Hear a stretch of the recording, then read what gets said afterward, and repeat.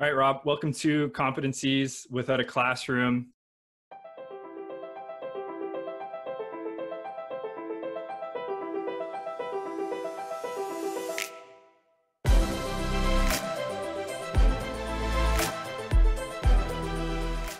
This podcast is consumed by middle school, high school students and their teachers. These are busy individuals, so they don't have time for fluff. With that being said, we're going to jump right into it if that works for you. Perfect. Okay. So Rob, what I like to do at the start of each of these interviews is I like to ask the same exact question to every guest. It helps to let us kind of give a running tally, but also generate a nice little report at the end of the season to give our listeners answers to the questions that they want to know. It also helps to set a bit of a tone for the rest of the interview. So with that, pineapple on pizza, yes or no? No. You're a no guy. No. Is that a strong view, strong opinion? I've always been against it. I like bacon or pepperoni, but no pineapple. Okay. As long as you're not saying olives, then I'm okay with that, or anchovies. But I can't do olives. Yeah. Okay. That works. I think you might be in the minority, but I'm also biased and I just assume everybody loves pineapple on their pizza. So it's okay. Let's help win back some of the listeners for you, Rob. So who is Rob Comeau and what do you do for work? Who am I? That is a good question. So I'm an entrepreneur and filmmaker. When I was very young, I had a strong passion for film and I wanted to figure out how I can turn it into a business. So there's that entrepreneur and there's the filmmaking part, and I kind of combine them. And now I'm 29 years old. I'm living in Toronto. I run a video production company. I create movies on the side. And so I'm developing my production company as well as my filmmaking portfolio into becoming a bigger director. Yeah, you have a lot on the go. So obviously you just mentioned you've had this kind of passion or this intersection. You knew there'd be an intersection between the filmmaking and the business from a younger age. Have you ever had like a real job, Rob, or has this kind of always been your thing out of school? Pretty much. Yeah. I had little jobs, but I couldn't do it. My first job was Tim Hortons. I was there for 3 months and I said, I have to be my own boss. Yeah. I can't do this. I did Metro, grocery store, and then I would do summer camps, which was in film as well, which was cool. I was teaching 5-year-olds how to use an iPad and make movies. Yeah. So that was something that I really liked, but this has been my, sole day job. Okay. That's cool. So obviously with the advent of technology, everything from TikTok to, the video editor I use, it's simple, but it's on the browser, right? So it's never been easier to create, right? Devil's advocate, does the world need more filmmakers? I think so. I think the point of filmmaking is to, share a message, and you want to make an impact on people. And it's a great way to express yourself and to it's like, painting on a canvas, except you're shooting for a screen, and there's a lot of people wanting to get into filmmaking, and with video nowadays, it's constantly blowing up. I thought it already blew up, but I think it's just getting started with the way video is being put around. Yeah, I'm excited to see and everyone has a story to tell, right? There's so many more stories that need to be told and important conversations that are happening right now. So I couldn't agree more with that. And I'm personally excited to see what, I guess, Gen Z, the students in high school that are listening to this are going to be able to do, because they have kind of video editing baked in, whether it's from TikTok or their Instagram videos. So they're going to be off to a pretty good start, right? The technology these guys have today is just amazing. Like I didn't have this when I was 14. And I still made content. So that just proves that you can't make excuses today, because you can make content. You can get it done. Did you ever make a video on VHS, or is this a little bit after that? No, it was all on mini DV tapes. So I never shot film, but it was all right to digital. That's cool. They were on little tapes, and then the SD cards, and everything's getting smaller. Cameras are getting smaller. Yeah. But it's come a long way. Yeah, it has. So I'm a high school student listening to this. I love filmmaking. Maybe I can't see myself working for somebody else either. So I want to figure out how to turn that into a business. What could you recommend to a young person listening to this in terms of a post high school pathway for them to explore, to be able to follow a similar path? Yeah. One thing I learned was, being an artist, you're not just an artist. You have to be an entrepreneur. Even filmmaking is a business. It's not art form. It's also a business. You have to figure out, I could make a great piece, but how is it going to get seen? How am I going to make the investor his money on this film? Sure. So when, there's always a way to turn your hobby into a career. And that's what I'm all about, and how you can take what you love and your passion and to figure out how to make a business around it. And with social media today, it's very possible. So I would really have your mindset in the entrepreneur world, keep creating, keep being, very artistic and having creative ideas. and, you know, get your business online. Yeah. And you hit a couple important parts there. Obviously the art part of it is going to be very important to make good work. Mm-hmm. But if there's not a sustainable business model behind it, then it's not going to be a continued success, right? It will stay a hobby. It'll stay a hobby. Yeah. That can be fine if that's what you want. But if you're wanting to get out of the 9 to 5 and have a boss, then, you know, now you can figure out how. Yeah. And something else you said there is important as well about it being a business. Obviously, COVID has interrupted every industry, every business. Filmmaking is an industry. This part of the podcast, we refer to this as the hog. So this is something we do at My Blueprint in our meetings, where when we try to be more effective in the time that we're spending in these meetings, in our agenda, we'll label each item with a certain amount of time that we're able to speak to it.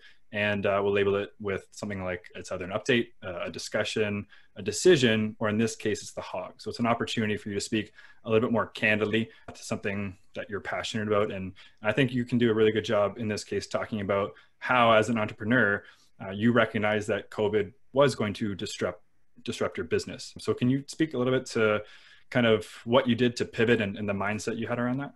Yeah. So at first I had some down days, as everyone did. It was very scary and nerve-wracking, and you weren't really sure of the future. So I had my time to be lazy, to sit on the couch, watch TV. And, you know, for a few weeks I was like that. And then after, there was this like sudden switch where I felt inspired again. And so I started, you know, learning new things. I was learning about how the stock market worked. I was learning a little bit of coding. I was keeping up with my Spanish, because I knew that, you know, the film production, the industry was down and I couldn't do much. I created 2 short films throughout COVID on the phone and on the webcam on a laptop. So, you know, I was staying creative. Right. And then finally this idea came to me, where I then took my knowledge in the film industry and put together a course, and that's what I've been working on. But, you know, the mindset that I've always had, and I would like to thank meditation and positive thinking, was, you know, I don't want to just sit here for 5 months or for the next year, because I don't know what's going to happen next. But I do know that I have the ability to create something new and to make change and to adapt to the new normal. And I know that with everything going online, I thought this is a perfect opportunity to not have to worry about anything else except this new business idea that I have, because I know that there's nothing's going to stop me, and I have the time to do it. Yeah. So that's what I've been doing. And with a strong mindset that I work on daily with meditation and positive thinking, of course I had my down days, I'm human, but ultimately I can get over those down days and feel good and get to work on the thing that I'm passionate about. And I learned a lot about myself doing this. Yeah. You know, hold on to the meditation and positive thinking thing, because I want to come back to that. I think that's super important.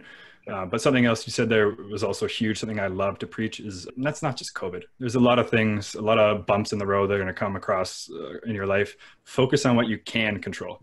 Rob obviously couldn't focus on the fact that the industries were shutting down and filmmaking was going to change, but he focused on what he could control and he created out of it. So I'm excited to talk more about your course a little bit later as well. Right? Yeah. That's great. And it was funny. I was talking to a friend the other day, and we asked her how she's doing during COVID. And she said, I'd do it again. And I love that, because it just shows that, like, she has that mindset too. And unfortunately, the sicknesses and the deaths that occurred. But, you know, for me, like, this is my favorite year by far. If you have the opportunity and the ability to turn something out of it, like this podcast, as an example, came because of the opportunities, the spare time I had, right? I love it. Yeah. Robert, are you on Instagram? I am. Okay. So I have a love-hate relationship with Instagram. I still have an account, but I've deleted it off my phone. Main reason is oftentimes, and it's different with everybody, but it can become a bit of a highlight reel. It can be kind of your best of, and find yourself comparing yourself to others. So the reason I bring that up is it's kind of a good segue to ask you to maybe speak authentically about a failure that you've had in your life that you think might be important for young people to hear.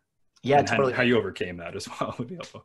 I think it's the human being, it's the fault of the human for anything in life. With, you know, it's like social media is like a drug, and people complain about Instagram, but it's on them. You know, they can delete it like you did. Like, it's really their own thing. So with Instagram, you have to use it properly. And so the way I've been using it was to market my film course and to just engage with filmmakers.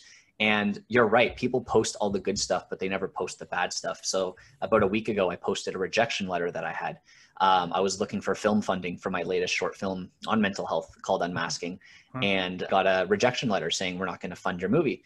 So I actually posted that on Instagram, and then I posted the film's poster to say that I made it anyway. I don't care about the rejection. I did it. And it's actually hanging on my wall. That's so cool. It's on the floor now. And it's just something to look at and to realize like I can keep going and I don't have to let anything stop me. That's an awesome story. Again, focusing on what you can't control. One person said no, it doesn't mean it's not going to happen, right? Exactly. Okay. Exactly. Cool. Rob, you've obviously hired people before, maybe it's actors on set or people to help out with production.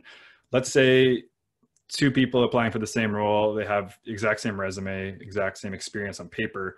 What's something that you've learned over the years to look for that's going to help separate one from the other? Is there a skill or competency that stands out to you? Yeah. In my industry, it might be different for another entrepreneur or someone to answer this, but for me in film, it's talent and personality. I find that personality goes a long way. When you have the talent, that's great, but people are going to want to work with you again when they like your energy. And so I work on that myself, but when I'm looking to bring out an actor or to hire a crew member, you know, a cinematographer, a sound person, I would love to see their reel. I want to see their work to see that they're going to be good for my project. And then I want to see how they are. And, you know, most people in the film industry are great people, never really big issues with them. So personality and talent, I think, are really big for me. So that makes sense. Let's drill a little bit deeper on the personality piece. Is it like likability? Is it just that they're a good person to be around and they're not a jerk? Like, is that essentially? Yeah. And I'm an energy person. So, you know, I think it's an energy thing too, where it's like, we click, we get along. Yeah. Of course, you know, they can't, you know, there's a time when you can joke on set. There's a time when you can do this, when you can't do that. So all of that I think comes into play with personality, and you want to just get along with people. You want to, you know, collaborate with them in a really good way. I can imagine that being incredibly important on a film set where you're spending a lot of time together, condensed over a few months kind of thing, right? So I get that. Rob, what's a life skill that you weren't taught in high school, but maybe that you wish that you were? Taxes. Teach me how to do my taxes. Yeah, no, that one comes up often. That's a common one. I think the best lesson, you know, investing too would be cool, you know, learning investments. But at the same time, when I'm 18, I don't care about taxes or investing. My mindset's not there. It's to party and meet girls and to figure out who I am, you know? So now I can be like, yeah, I wish I learned that, but I don't have any regrets in life. And I think the best lesson is experience. And you can't really teach experience, can you? You have to actually get out and do it. Yeah, no, it's easy to say hindsight is 2020. I'm sure people did tell me that, you know, I should start investing at 18 or whatever, but I probably wouldn't have listened then. And looking back now, obviously I wish I did, especially when you learn about compound interest, but yeah, it's just, you're right. It's like $50 a month that I put away. That could be going towards a 2-4. Yeah. Students, if you're gonna do anything after this episode, Google compound interest and start putting a little bit of money away, because it really adds up. Yes. Okay, Rob, this section, this is this feature, we're going to call it strong opinions loosely held. So this is generally something, it's an opinion you have that you believe in strongly, but you're open-minded enough, you think critically, that if you were presented with new information, you know, you're open to rediscovering if you still have the same belief. So for mine, as an example, I believe that the grades and tests, they do more harm than they do good. Do you have something like that? I do, and maybe you'll have to let me know if it's what you're looking for. But I always say, this is like a motto of mine, that art is opinion and not fact. Oh, okay. And what I mean by that is, if 100 people are looking at a painting, there's no right or wrong. There's no 100%. You're going to have 90% like it, 10% hate it. And I think it's the artist's job to have the majority like it, you know, like look at Justin Bieber. There's so many people that love him, so many people that hate him, but I think he does a good job because the majority might like his music, right? And there's no way to say that a movie or a painting or a song is bad, because what I think, you're going to think differently, and vice versa. Yeah. So it's all perspective, really. That's a really important point. So as someone who is an artist, let's say you put out a movie, how do you define success? Because you're right, the two people watch it are going to have completely different opinions on that movie. How do you define that? The benefit of making a film is I do a screen test after. So I have at least 100 people 100 people or so watched Unmasking, and I got them all to give me notes. So before I released it, I could actually see what was working and what wasn't. Right. And the majority of the notes were all positive feedback. So not only did I get good feedback on what I should be changing in the film, but I got an idea of how many people liked it. And then I was getting messages on social media and emails of people saying, you know, how it's made an impact on their life. So I get that data there that I know, okay, something's working. This is inspiring me to work on another movie. Yeah. Unmasking is a pretty powerful film. Is there a way for students to watch that? Like how would, yeah. Yeah, yeah. If they want to message me on Instagram or just check out my personal website that I can give to you if you want to put it up somewhere. We're going to put it in the show notes for sure. Yeah. Okay, cool. So Rob, let's do some rapid fire questions. Right? Sure. You have a billboard. It's in Times Square. Everyone's going to see it. What does it say? Don't make excuses. Okay. So it comes back to focus on what you can control and Yep. that mindset piece, right? Yeah. Yep. Intelligent quotient, so IQ, or emotional quotient, EQ. You can only pick one. Which one is it? I was gonna say I like to become better at to have. I would say IQ because I didn't know what EQ was, so I need a higher IQ to know EQ. Okay, that works out. Yeah. Did you have a favorite class, favorite subject in high school? I did. I loved video production. I think I was actually helping the teacher with the class teaching it because I was so involved in video. He was asking me questions to help other students, and that made me feel inspired too. Do you remember like what your first interaction with a video camera was? Like obviously it started from a younger age for you, but was there a moment that triggered it, or was it just like it was something that was innate when you were born, you think? Yeah, it was in my blood. I mean, at 14, I started skateboarding and I was filming skateboard videos. So right there was like the first camera in my hand. And from there, I started creating stories. It's a cool intersection of passions, though. That could be another way for students to explore, right? Yeah, yeah. Okay. Do you have a favorite teacher growing up? A favorite teacher? Yeah, I have a few. And there's one that I always remember. And I think because he taught so well. And it was a class that I didn't like. I didn't care for history, but he was my history teacher. But I remember him and I have a lot of memories. So I think he made an impact. That makes a huge difference. Yeah. Normally I ask people if there was a favorite book they had read before 18, and you can answer that one as well. But since I'm talking to you, is there a favorite film, movie, documentary that you wish you would have watched before you're 18 that had a big impact on you? There's a lot of films today. Like I love films today rather than back in the day. Like I haven't seen a lot of classics. I haven't seen a lot of films before 2010. Like I just love today's content. And, you know, Whiplash being one of my favorite films. If I had seen that 20 years ago, 10 years ago, again, perspectives change all the time. I don't know how I would have reacted to it, but that would have been really cool to witness back then. Yeah. You're a reader. Do you have a book for that same question? I love any books on mindset, mindfulness, Think and Grow Rich, anything by Napoleon Hill, I guess. And I don't know a lot of the titles. I just know I've read a lot on mindset, mindfulness, and some in filmmaking too. Have you read the book called Mindset? It's Carol Dweck. I don't think so. It's a great intro for students listening to this one. It basically just talks about the difference between a growth and a fixed mindset. Okay. Fixed being like, you don't think you can control anything. Life just comes to you as it is. Or growth, like you talked about with your scenario before COVID hit, and you focus on what you could control. So it's just easy to figure out that you have power over your decisions and you can make happen what you want to make happen. So cool. Sort of like life happens for you rather than to you. Exactly. Yeah. Cool. So Rob, do me a favor, repeat and finish this sentence for me. So if I was 18 again, I would do the exact same thing probably. Yeah. I mean, you said it before, you don't have any regrets, right? It's a good way to live life. Yeah. Okay. So hypothetical question to close things out.